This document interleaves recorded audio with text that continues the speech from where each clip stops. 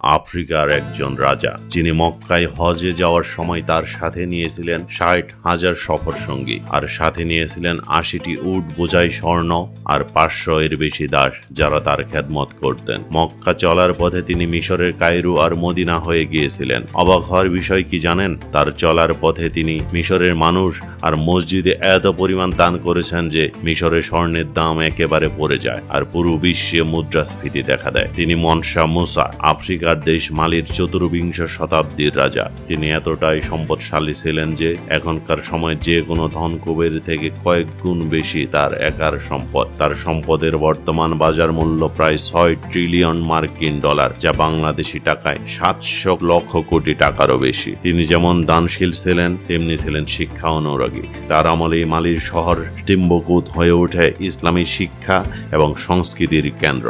ভিডিওটি ভালো লাগলে সাবস্ক্রাইব করুন। আপনার একটি সাবস্ক্রাইব আমাদের অনেক বেশি অনুপ্রেরণা দিবে। ধন্যবাদ।